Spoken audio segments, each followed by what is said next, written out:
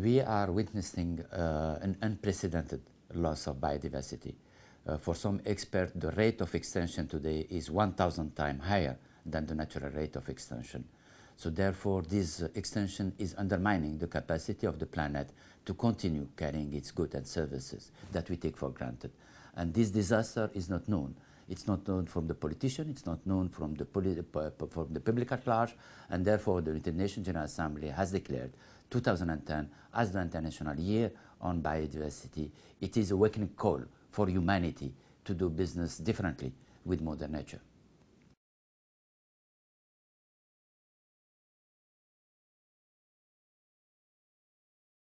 The Convention on Biological Diversity was opened in signature in Rio de Janeiro. It's one of the 3 Rio Conventions. It has now 193 parties. The next meeting of the Conference of the Party will be in Nagoya in Japan in 2010, and we expect more than 10,000 participants, heads of states, ministers, stakeholders, CEOs of companies, mayors, local authorities, parliamentarians, the youth, the children, and the scientific community as a whole. It's a gathering of all the stakeholders to prepare policy framework for implementation at global level, at universal level, policies aimed at conserving biodiversity, using it in a sustainable manner, and having access to genetic resources and sharing the benefit of this, of the use of genetic resources.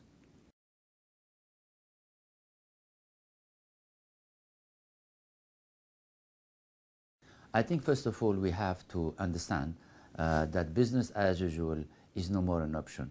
And I think the 6 billion people on Earth have to understand that the resources are finite and they need to be used in a very sustainable manner.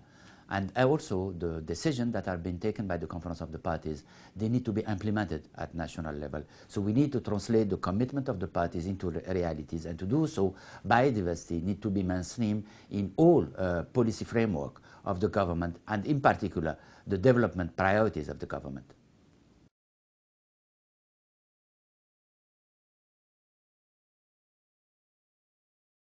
The International Year on Biodiversity will be a unique opportunity for all the stakeholders, not only the government, but also the partners, including the business community, to celebrate the International Year on Biodiversity and to raise public awareness and to engage all the stakeholders in the need to protect life on Earth. It will start in Berlin, in Germany, because Germany is chairing our Conference of the Parties until October 2010, under the aegis of the Chancellor of Germany, Madame Angela Merkel, with participation of heads of states. We'll have in Paris, under the aegis of UNESCO, with the participation also of heads of states, a big event in January, on 21st and 22nd January, with the launch of the international exhibit, which will be the exhibit which will travel the most and also the most reproduced exhibit. We'll have a couple of big events at the international level which will culminate also in September 2010 for the first time in the United Nations organization,